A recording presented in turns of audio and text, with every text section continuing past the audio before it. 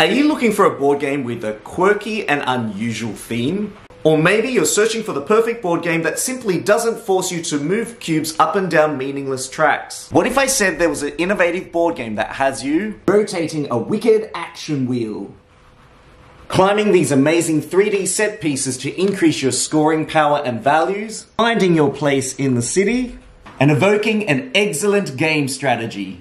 I'm talking about Praga Caput Regni, a game where players help King Charles IV to build the best city possible.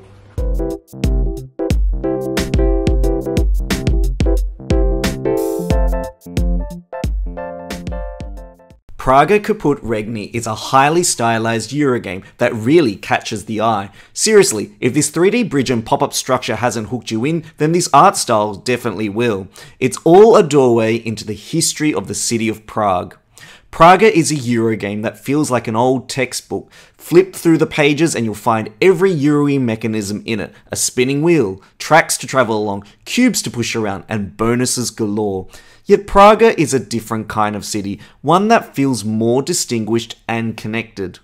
The main action wheel crane in the game is the central hub for most of the decision making that you'll make. Think of it as the nerve center of the game. Players will choose one of these action tiles that features 2 out of the 6 actions that you'll resolve in the game. The outside of this cogwheel features a cost or victory point benefit depending on where the action tile is selected from. Take the tile from the red zone and you'll pay a cost, whilst a neglected action tile in the blue zone will earn you victory points. Players will need to select one of the 2 actions to resolve only. Each tile that players take is connected to a bonus printed on the wheel. These range from gaining extra stone or gold, windows, or even special tiles. The combo of selecting your action paired with the bonuses makes for a dichotomy of choice. A lot of Vladamir Suchy's games now feature a cool wheel mechanism of some sort integrated into the game's theme. Whether it's Messina or even Woodcraft, Praga uses the action wheel mechanism in such an innovative way. It's my favorite element of the game. A lot of the decisions that you make in the game are centered around the wheel itself. And the weighted decision of trying to decide which of the action tiles you're going to take. Are you going to take one that's in the blue zone to get those extra victory points? Or are you going to take one in the red zone and pay the cost of using that action sooner than the other players?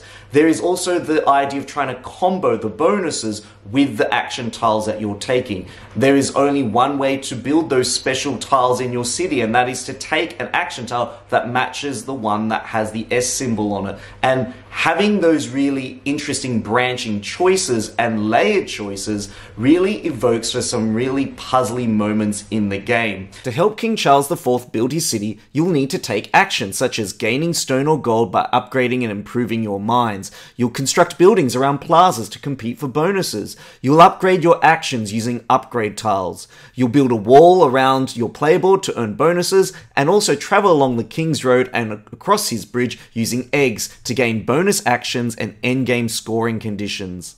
The Hunger Wall and Cathedral are victory point grids that you'll need to maze your way through like a classic game of Python. By connecting corners of building tiles together in the old city, you'll be able to gain blue Hunger Wall bonus tokens. By connecting corners of wall and upgrade tiles, you can earn red Cathedral bonus tokens.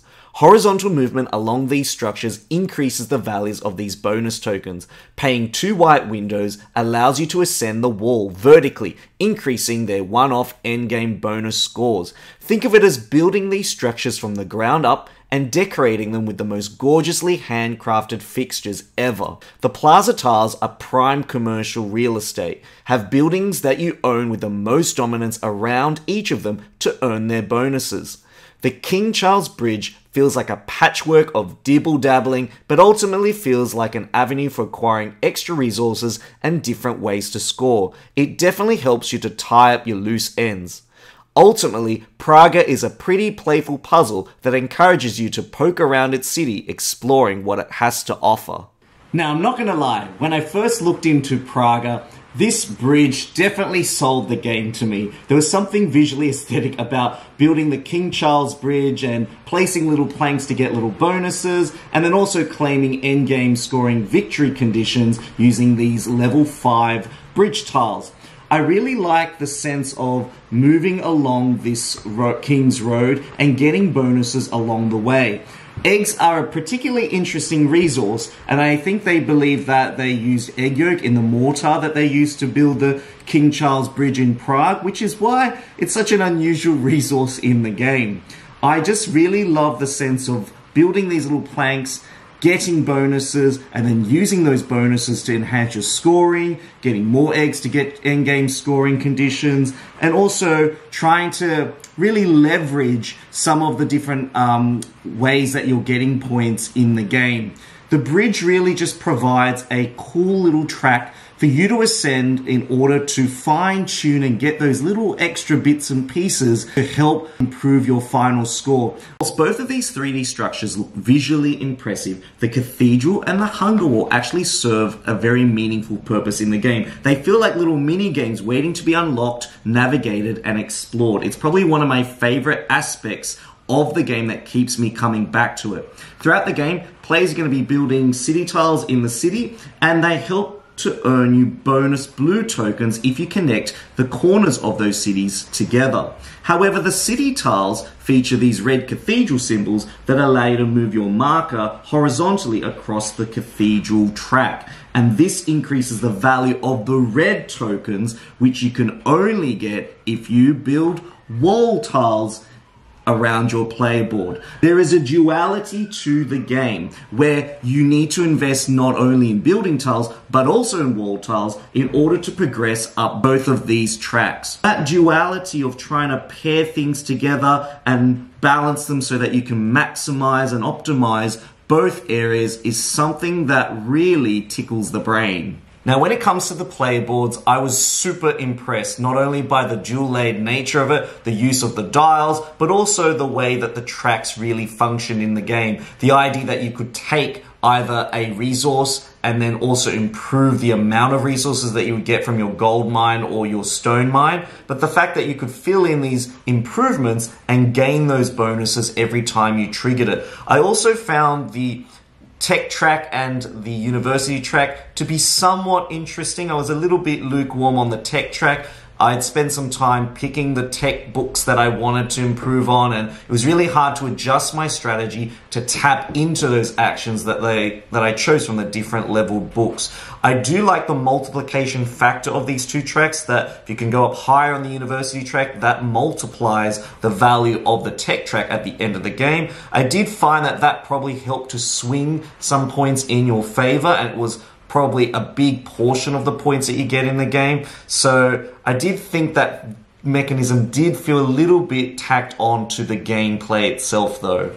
There are 3 different tiles that are featured in the game: the technology tiles, the building tiles, and the world tiles. And those tiles are split into 2 separate decks, Era 1 and Era 2. Now, ultimately, I found that the tiles were quite fiddly in terms of trying to change the tiles over and putting out the special tiles. I kind of feel like the tile system could have been streamlined a little bit more. They probably could have gotten rid of maybe one of the types of tiles. I think that the tile combos just didn't really work as well for me as some of the other mechanisms in the game. It was really fun building the buildings along in the city region, but I didn't feel like I could build enough buildings to surround enough plazas to give me that satisfying feeling of being able to score enough. And sometimes there wouldn't be building tiles out there with that little cube space on it so that you could get the bonus from those plaza tiles. You'd have to try and either wait for the tile to come up, and I know I've played this game a lot at the lower player counts, but I can imagine at the higher player counts that those tiles probably would,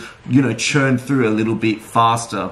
I think that the wall tile strategy, where you build the wall around your playboard, was quite a lot of fun because it really worked with the upgrade bonuses that you get from the tech tiles. And I think being able to match those corners and sides of the tech tiles to the corners and sides of your wall really had a very satisfying puzzling feeling to it. Now, before we head to the final verdict, if you've really enjoyed what you've seen so far, don't forget to hit the like and subscribe button for more wholesome board game content. Praga is a game that is ultimately going to have players clenching their teeth, looking at the board and kind of mapping out where they want to go and which bonuses are going to help them advance the most in the game. The game does provide for some elements of analysis paralysis, and I think the game probably plays a little bit better at the 3 to 4 player count. I can see how a lot of the combos in the games really work, and with a lot of Vladamir Suchy games, there's a lot to do, but you don't have a lot of time to do everything that you want. And not that it's probably something that you should be doing. Yes, you'll have to dabble in a little bit of the King's Road and building walls and building buildings in the city, but ultimately it all comes together in this really funny pastiche and puzzle of a game. I actually find the game incredibly satisfying. Obviously, there are parts of the game that I admire more than other parts, and some parts just feel like they're kind of glued on the side, and you think, I'm not really keen on that strategy or that way of scoring, but I have to invest in it anyway if I'm going to do well. Ultimately, the action wheel is the most powerful part of this game that really hinges everything together. And it's kind of funny that they put the action wheel in the top corner of the board away from everything else, meaning that when it came to trying to see what actions were next on the wheel, you had to either lean over or move around the table to actually see it. But the game itself is absolutely gorgeous. I do wish they kind of toned the level of color that they used in the background, so the game probably didn't feel as imposing or look like it came out of a page of Where's Waldo, but it is just such a beautiful game experience. I'd probably describe Praga as more puzzly and abstract than thematic in nature, but just all the dressings around all the components really lift the theme and the history of the game a lot more, which does make the game feel a lot more palatable. Another highlight of the game is the combos, the bonuses on the wheels, with the bonuses is in your tableau and city, and the bonuses on the wall. You're forever getting bonuses, and those windows are so crucial. They kind of remind me of the lanterns in Woodcraft. Those windows give you extra turns, they help you to go up the Cathedral and Hunger Wall, so you can't really neglect matching those windows together. Ultimately, Praga for me, as someone who really loves thematic Euros, I would probably give this game a score of 8 out of 10. I really enjoyed the puzzle, I really enjoyed the strategy. It was something that I felt was a bit daunting to learn, but actually once you started playing, it was very easy and quick to get into. So what do you think of this cool Euro game? Have you played any of Vladamir Suchy's other cool Euro games? Are you someone who's collecting some of his designs? Or are you someone who's simply just peering in through the window and deciding, this is for me, or no, this is not for me? Please let me know in the comments section below. Also, if you're a Patreon, thank you so much for supporting me and continuing to keep this channel alive. Your names are going to appear in the credit roll. If you're looking for some more cool board game content, head over to my main page. There's some videos for everyone. This is Danny signing out. Say good day to your family for me. Goodbye.